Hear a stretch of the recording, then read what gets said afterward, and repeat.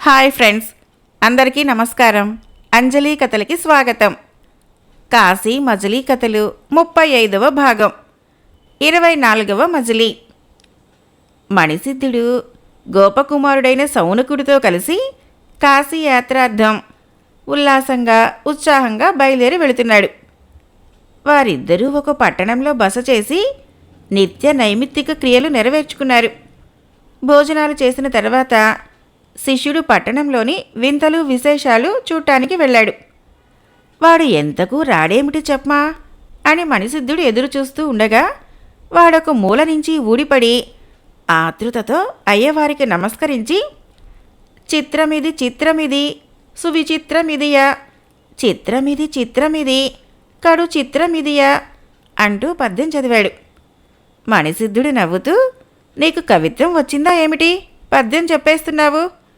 వీధిలోకి వెళ్ళావు అంటే ఊరకే రావు కదా, ఇంతకు నువ్వు చూసిన చిత్రం ఏమిటి అని అడిగాడు. మీ దయ ఉండాలే గాని నేను కవిని కావటంలో ఆశ్చర్యమేముంది? ఈ ఊరి వింతలు చూస్తూ నేనొక దేవాలయానికి వెళ్ళాను. అక్కడో శిలాశాసనం ఉంది. అది చదవాలని కొందరు బుద్ధిమంతులు ప్రయత్నిస్తున్నారు. చివరికి పసరు పూసి చదవగా చివరి 2 పాదాలు మాత్రం తెలిసాయి. ఎంత ప్రయత్నించినా మొదటి 2 పాదాలు ఎవరూ చదవలేకపోయారు. అందులో విచిత్రమేమిటో అని వాళ్ళు సందేహపడసాగారు. అవే పాదాలు నేను వల్లించుకుంటూ వచ్చి మీ ముందు చదివాను అంతే. చివరి 2 పాదాలని బట్టి చూస్తే మొదటి 2 పాదాలతో ఏదో విచిత్రం చెప్పబడే ఉంటుంది కదా. మీరు త్రికాలజ్ఞులు కనుక మొదటి 2 పాదాలని మీరు చదివేయగలరు అన్నాడు గోపాలుడు. అతడి ఉత్సాహం చూసి గోపాలుడిని నిరాశపరచడం ఇష్టం లేక మణిని ఎదుట ఉంచుకొని ధ్యానించి పద్యం పూర్తిగా తెలుసుకున్నాడు మణిసిద్ధుడు. అది ఒక సీస పద్యం. చివరి పాదాలకు పైన 6 పాదాలున్నాయి. అదొక స్త్రీకి కలిగిన చిత్రమైన అనుభవాలను వివరించే పద్యం. అది పూర్తిగా విన్న గోపాలుడు మూపులెగరేసి, అయ్యవారు, ఈ పద్యం ఎవరు రచించారు? దాని మీద ఎవరు రాశారు? నేనీరోజు మంచి వేళకే లేచినట్లున్నాను. చమత్కారమైన విషయాన్ని చూడగలిగాను. ఆ వృత్తాంతం అంతా తెలియజేసి నన్ను కృతార్థుణ్ణి చేయవలసింది అని కోరాడు. సిద్ధుడా కథ ఇలా చెప్పసాగాడు. తెనాలి రామలింగ కవి కథ. ఆంధ్రదేశపు రాజులలో ఎంతో విఖ్యాతి కలిగిన కృష్ణదేవరాయల చరిత్ర సంక్షిప్తంగా నీకు ఇంతకు ముందే చెప్పి ఉన్నాను కదా. ఆ మహారాజు ఆస్థాన కవీశ్వరులు అల్లసాని పెద్దన్న, ముక్కు తిమ్మన్న, అయ్యలరాజు రామభద్రుడు, భట్టుమూర్తి, మాదయ్య గారి మల్లన, పింగళి సూరన్న, ధూర్జటి, తెనాలి రామలింగ కవి. వీరిని అష్టదిగ్గజాలు అంటారు. అప్పటి కాలంలో వీరితో సమానులైన పండితులు కానీ, శాస్త్రాలు తెలిసినవారు కానీ, కవీశ్వరులు కానీ లేరట. వీరిలో తెనాలి రామలింగ కవి యుక్తి, సమయస్ఫూర్తి, హాస్యము, కల్పనా చాతుర్యాలలో చాలా దిట్ట. పూర్వజన్మలో ఈ తెనాలి రామలింగ కవి చాలా కాలం పరమేశ్వరిని ఆరాధించాడు. ఆ దేవి ఎంతకు ప్రత్యక్షం కాకపోవటంతో అతడు విసిగిపోయి తన హాస్య చాటు కవిత్వంతో దేవిని ఎత్తుపొడిచేలా ప్రవర్తించడంతో దేవి అతడికి వికట కవిత్వమే ప్రాప్తించేలా శపించింది. అయితే దేవిని స్తోత్రాలతో ప్రసన్నం చేసుకున్న రామలింగాన్ని చూసి ఆ దేవి ప్రసన్నురాలై, నువ్వు అలాంటి వాడివైనప్పటికీ రాజసభల్లో నీకు ఎంతో సమయస్ఫూర్తి, చాతుర్యము అలవడి అందరి మెప్పును పొందగలుగుతావు. నీ చర్యల వల్ల ఎవరికీ ఎక్కువ కాలము కోపం నిలవదు. నీ కవిత్వం కూడా చాలా ప్రఖ్యాతి పొందుతుంది. అయితే ఇదంతా ఉత్తర జన్మలో ప్రాప్తిస్తుంది అని దీవించింది. అంబ కరుణించిన ప్రకారము రామలింగుడు కొంటె చేష్టలు చేసినప్పటికీ అందరికీ ఇష్టుడై ప్రశంసలు పొందుతూ ఉండేవాడు. అవన్నీ చెప్పాలంటే చాలా కాలం పడుతుంది. కనుక నువ్విప్పుడు అడిగిన ప్రశ్నకు అనుగుణంగా ఉండే కథ మాత్రం చెబుతాను. అది కూడా ఆనందం కలిగించేదే. సావధానంగా విను. కృష్ణదేవరాయలు ఒకరోజు పొద్దున్నే అష్టదిగ్గజ కవులు, ఇతర పండితులు, గాయకులు, పౌరాణికులు మొదలైన వారితో కూర్చుండి పాండిత్య సభ ప్రారంభించాడు. సర్వదా విద్వాంసులతో కాలక్షేపం చేసే వాని జన్మమే జన్మం. నా భాగ్యవశాన మీ వంటి మహాకవులతో మైత్రి ఏర్పడింది. నా జన్మకు ఇది చాలు. నాకు పండితులు వాద వివాదాలు చేసుకుంటూ ఉండగా వినాలని ఉంది. విలాసం కోసమే కావచ్చు.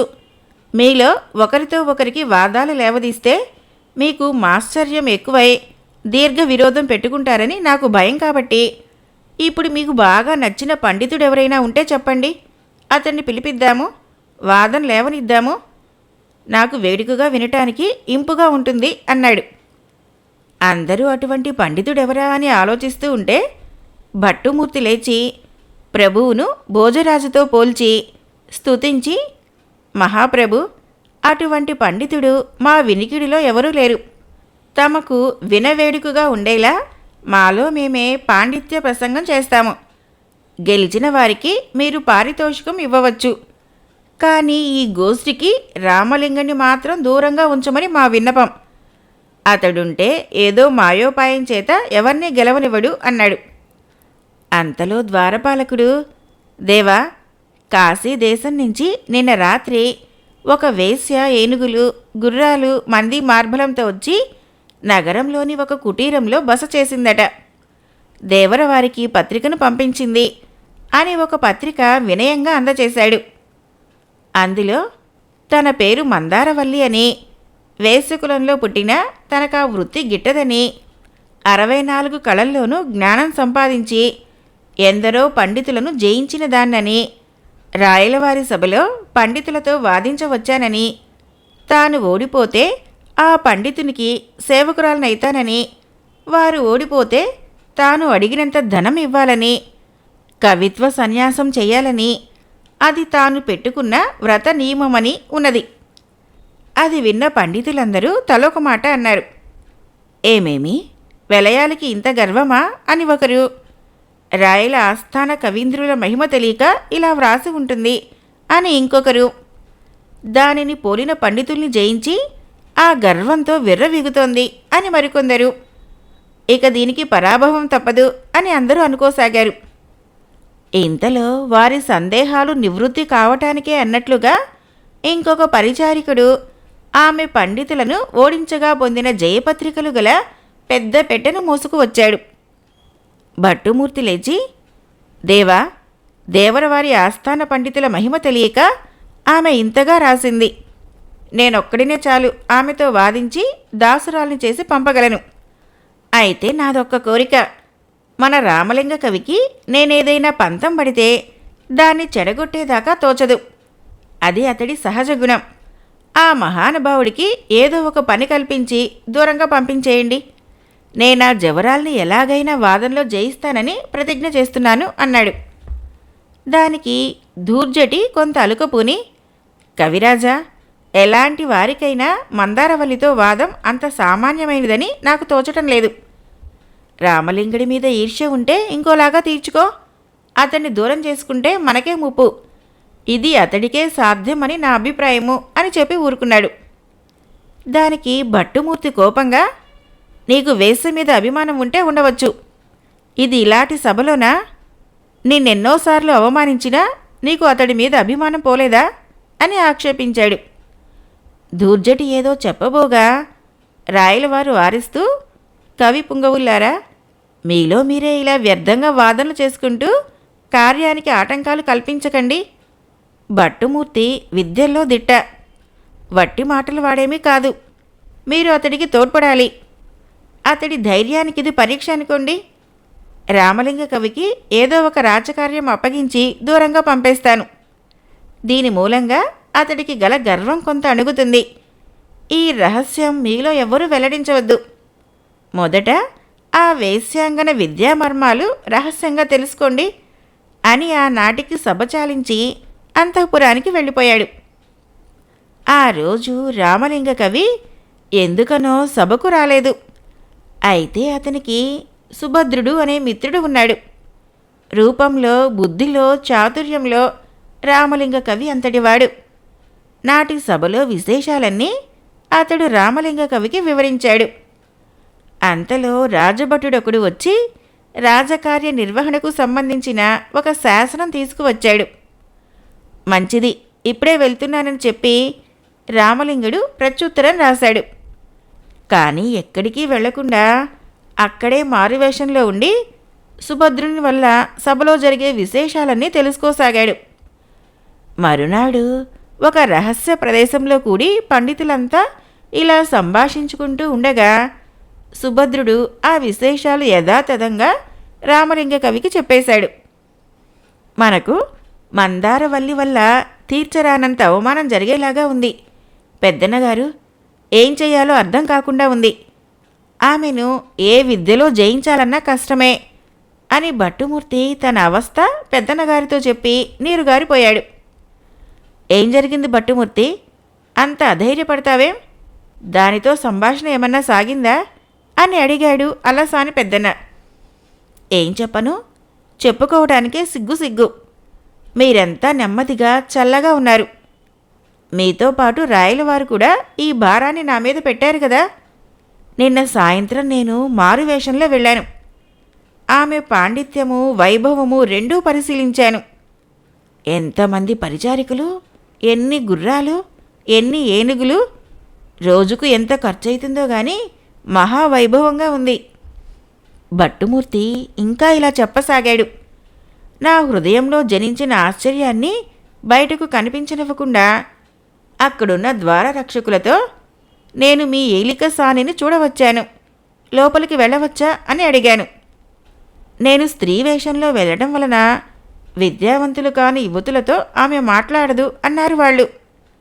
నేను పండితురాలనని చెప్పి ద్వారం దాటాను. అట్లా 7 ద్వారాలు దాటాక గాని ఆమె ఉండే అంతర్భవనం చేరుకోలేకపోయాను. ప్రతి ద్వారం దగ్గర రక్షకులు నన్ను ఇదే ప్రశ్న అడగటం జరుగుతోంది. ఇక అంతర్భవనంలో వైభవము ఇంద్రసభతో సమానంగా ఉంది. ఆమె శిష్యురాళ్ళకి పాఠాలు బోధిస్తోంది. అందము అత్యంత అద్భుతం. మనం గ్రంథాల్లో చదివిన లేదా కల్పనా చాతుర్యం చూసి అటువంటి సౌందర్యవతుల్ని వర్ణించటమే తప్ప నిజంగా ఇంతవరకు చూసి ఉండము. కానీ ఆమెను చూశాక మన గ్రంథాల్లో మాటలు వ్యర్థాలు కావనిపిస్తోంది. సహజ శరీర లావణ్యం ఎంత ఆశ్చర్యకరంగా ఉందో చెప్పలేను. ప్రతి అవయవాన్ని దీక్షగా చూసేలోగానే ఆమె తన చూపులు నా మీదకు ప్రసరించింది. ఆమె అలా చూసిందో లేదో నేను వశం తప్పిన మాట వాస్తవం. ఎందుకంటే నేను ఏ వేషంలో ఉన్నానో, ఎందుకు వచ్చానో మరిచిపోతానేమోనని కూడా భయపడ్డాను. స్త్రీ వేషంలో వెళ్ళటం వలన, అక్కడంతా స్త్రీలే ఉండటం వలన ఆమె తన పైట సరిగ్గా వేసుకోకపోయేసరికి అక్కడ స్తనాలు స్ఫుటంగా కనిపించసాగాయి. వేషం మరిచి పురుష సహజ వికారం ప్రదర్శించిన గుట్టు రట్టయితుంది గదా, అదో భయం. వెంటనే ముఖము బలవంతంగా అటువైపు నుంచి మరల్చాను. దాని సోయగాల సంగతి అలా ఉంచండి. చుట్టూ ఉన్న స్త్రీలు మాత్రం తక్కువవారా? మనోహర రూపలావణ్యాలలో ఆమెను పోలినవారే. చుట్టూ కూర్చొని శాస్త్ర పాఠాలు చదువుతూ ఉంటే అందరికీ అన్ని రూపాల్లో ఆమె సమాధానం చెబుతోందా అనిపించసాగింది. దాన్ని బట్టి ఆమె మనకు పత్రిక ద్వారా పంపిన సమాచారం అంతా నిజమే అని బోధపడింది. నేనెందుకు వచ్చింది కనుక్కోమని ఆమె దాసీతో చెప్పింది. దాసి వచ్చి నన్ను అడిగింది. నేనేదోలాగా ధైర్యం తెచ్చుకొని మందారవల్లి మీద పుష్పమాలిక బంధం కట్టి తెచ్చాను, కానుకగా ఇద్దామని అన్నాను. అలాగా, బాగుంటే మా ఉపాధ్యాయుని నీకు పారితోషికం ఇవ్వగలదు, చదువు అన్నది. నేనా పద్యము రాగయుక్తంగా చదవాలనుకున్నాను. కానీ గొంతులో ఏదో అడ్డుపడినట్లుగా తోచి చదవలేక దాన్ని అక్కడే ఉన్న ఒక విద్యార్థినికి అందించాను. ఆమె తన నెచ్చిలలు వినేలా చదివి పెదవి విరిచి ఒక స్త్రీకి అందించింది. ఆమె రివ్వున లేచి అందులో తాను పట్టిన తప్పులు శాస్త్ర దృష్టాంతాలు చూపిస్తూ మరీ ఖండించింది. వాటిపై నా ప్రతిస్పందన కోసం కొంత చూసి నా నుంచి ఏమైనా సమాధానం వస్తుందేమో అని అడిగింది. నిజం చెప్పద్దు, నాకు నోట మాట రానేలేదు. ఆ దోషాలు మనకే తెలియవు. ఇంతలో ఆమె ఖండించిన దానిని ఇంకొక యువతి పూర్వపక్షం చేసి ఖండించి సిద్ధాంతాలు చూపించింది. ఆ విషయమై ఆ ఇద్దరికీ పెద్ద వివాదమే ఏర్పడగా మందారవల్లికి చెరువుగా ఉన్న చిన్న దీవకతే, అయ్యో సఖీ, నీవీ పుష్పహారాలు వల్లే పిల్లబద్యంలో తప్పులు ఎంచుతున్నావు. ఈ పట్టణపు రాజుగారి ఆస్థాన కవుల గ్రంథాలలో తప్పుల సంగతి ఏం చెబుతావు? పూలమ్మే పిల్లకి ఇంతకంటే ఎక్కువ పాండిత్యం ఎలా ఉంటుంది అని నిర్ధారించేసింది.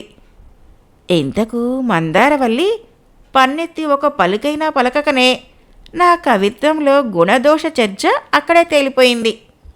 దాంతో నేను సిగ్గుపడి ఇంకేం మాటలాడటానికి నోరాడక తల వంచుకొని తిరిగి వస్తూ ఉన్న సమయంలో నాకొక ముత్యాల హారాన్ని ఇస్తూ ఒక పరిచారిక ఇలా అంది, నీ కవిత్వంతో మాకు పనిలేదు. మా మందారవల్లి దీనులను రక్షించడానికి కంకణం కట్టుకున్నది. ఆమె ప్రసాదంగా ఈ ముత్యాల హారం తీసుకో అని అందించబోగా నేను తీసుకోకుండా వచ్చేశాను అని చెప్పాడు భట్టుమూర్తి. గొప్ప పనే చేశావు. నిన్న రాజసభలో పలికిన డాంబికం మాటలకు అర్థమేమిటి? నిజంగా ఏదో ఓడబొడి చేసేవాడిలా రామలింగ కవిని గ్రామాంతరం పంపించేశావు. అతడే గాని ఉన్నట్లయితే దీనికి తగ్గట్టు సరైన ప్రాయశ్చిత్తం చేయలేకపోయేవాడా అని ఎత్తుపొడిచాడు రామభద్రుడు. మీ వాదనలకేం గాని రేపటి సభలో చేయవలసిన వాదాల గురించి ఆలోచించండి అని పెద్దన్న గుర్తు చేశాడు. చిత్తము, కవులందరికీ పెద్దన్నగారైనట్టి మీ ఆజ్ఞను ఉల్లంఘిస్తామా అన్నాడు దూర్జటి. ఆ మర్నాడు సాయంకాలము రామలింగ కవికి ప్రాణమిత్రుడైన సుభద్రుడు వాళ్ళ చర్చాగోష్ఠిని రామకృష్ణ కవికి యథాతథంగా వినిపించాడు. రహస్యంగా కలుసుకొని ఈ విధంగా చెప్పాడు. ఆ వైనం ఇలా ఉన్నది. మందారవల్లి కథ. కవీంద్ర, ఈరోజు 2 గంటలకి చిత్రశాలలో సభ జరిగింది.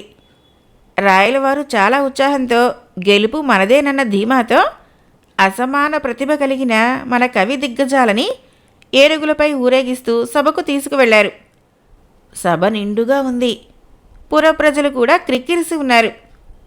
శిష్యురాళ్ల జయ జయ ధ్వానాల మధ్య పల్లకి ఎక్కువచ్చిన మందారవల్లి రెండో సరస్వతీదేవి వచ్చిందా అన్నట్లుగా ఉంది. ఆమెను చూస్తూనే మన పండితులు గుండెలు విభ్రాంతి చెందాయి.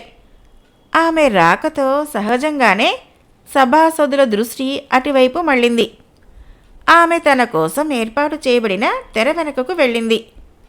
ఆమె అందరి దృష్టిలో పడదు. తెరలో గంట మ్రోగటము, ఆమె శిష్యురాళ్ళు తమ ఉపాధ్యాయుని మందారవల్లి విద్యా విజయ ప్రచార గీతాలు పద్యాలు పాడి వెళ్ళటం జరిగాయి. తర్వాత కొంతసేపటికి వారే వేరే అలంకారాలతో మళ్ళీ తెర ముందుకు వచ్చారు. తాము మందారవల్లి శిష్యురాళమని, తమకు అన్ని విద్యల్లోనూ పాండిత్యం ఉన్నదని, ప్రతివాదులు ఎవరో చెప్తే వారిని ఓడించగలమని, ఒకవేళ తాము ఓడిపోతే అప్పుడు మందారవల్లి వారితో వాదిస్తుందని పలికి తమ తమ అభిమాన విద్యలేమిటో వారు వెల్లడించారు. వారి పేర్కొన్న విద్యలే వీళ్ళకు తెలియరాలేదు. ఆ విధంగా సభ అంతా కొంతసేపు నిశ్శబ్దంగా ఉండిపోవడంతో ఆ శిష్యురాళ్ళు మహారాజా అంటూ ఒక శ్లోకాన్ని చెప్పారు. దానికి అర్థము పాల సముద్రం లోతు మదించిన వాళ్ళకి తెలుస్తుంది, కానీ పాలు తాగే పిల్లికేం తెలుస్తుంది? విద్యా మర్మాలన్నీ సంపూర్ణంగా తెలిసిన మా ఉపాధ్యాయుని ముందు ఉదర పోషణార్థం చదువుకున్న ఈ పండిత పుత్రులు ఒక లెక్క. అసలు వీరిలో మాతో వాదించదలిచిన వారెవరు? వారికే విద్య వచ్చు? మాలో మీకు ఇష్టం వచ్చిన శిష్యురాలతో ప్రసంగించవచ్చు, లేదా జయపత్రిక ఇప్పించినా సరే. వృధాగా కాలం గడపడం ఎందుకు అని వేళాకోళంగా అనేసరికి రాయల వారికి సిగ్గు, కోపము, ఆత్మాభిమానము ఒక ముడిగా కలిగి తమ కవి దిగ్గజాల్ని పేరు పేరున మందారవల్లి శిష్యురాలు విసిరిన సవాల్ వినిపించిందా అని అడిగాడు. తమకు తెలిసిందే కదా, భట్టుమూర్తి ప్రసంగించడానికి సిద్ధపడుతున్నారు అంటూ అతన్ని ముందుకు తోశారు. భట్టుమూర్తి ఏదో చదవబోయాడు, కానీ గొంతు పెగలలేదు. దేహమంతా చెమటలు కమ్మి శరీరం వణకసాగింది. వాళ్ళు భట్టుమూర్తిని చూసి నవ్వుతూ, మీరు ప్రతివాదులుగా వచ్చారా? ఏ శాస్త్రంలో పరిశ్రమ చేశారు? రాయలవారి పండితులలో ప్రధానులు మీరేనా అంటూ అడిగారు. దాంతో మన భట్టుమూర్తి ఒక మాటకు బదులు ఇంకొక మాట సమాధానంగా చెప్పేసరికి సభలోని వారంతా గొల్లున నవ్వారు. ఆ స్త్రీలు అక్కడితో ఆగక, మీరు సంగీతంలో నిధినంటూ మీ వసుచరిత్ర కావ్యంలో చెప్పుకున్నారు. అందువల్ల శాస్త్రాల మాటకేమి గాని సంగీతం గురించే కొంత చర్చ చేద్దాం. మీరు వాదులుగా ఉందామనుకుంటున్నారా, ప్రతివాదులుగా ఉంటారా అని కూడా అడిగారు. అంతేకాక వసుచరిత్రలో శబ్దదోషాలు, అర్ధదోషాలు, పద్య వాక్య దోషాలు నిరూపిస్తూ శాస్త్రాలలో నుంచి ఉదాహరణలు కూడా ఇవ్వసాగారు. పాపం భట్టుమూర్తి నిరుతుడయ్యాడు. దాంతో ఆ శిష్యురాళ్ళు చురుకుగా, మహారాజా, మీరు నిరూపించిన పండితుడు ఓడిపోయాడు. మరొకరిని పంపుతారా, లేక జయపత్రిక దయచేస్తారా? కాలం వృధా చేయకండి అనటంతో రాయల వారికి ఏం చెప్పాలో తోచక ప్రధాన మంత్రివర్యుల ముఖం వైపు ఈ అవమానం నుంచి గట్టెక్కించండి అన్నట్లుగా చూశాడు.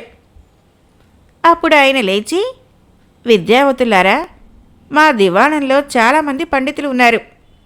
అయితే కొందరు ఊరికి వెళ్ళారు.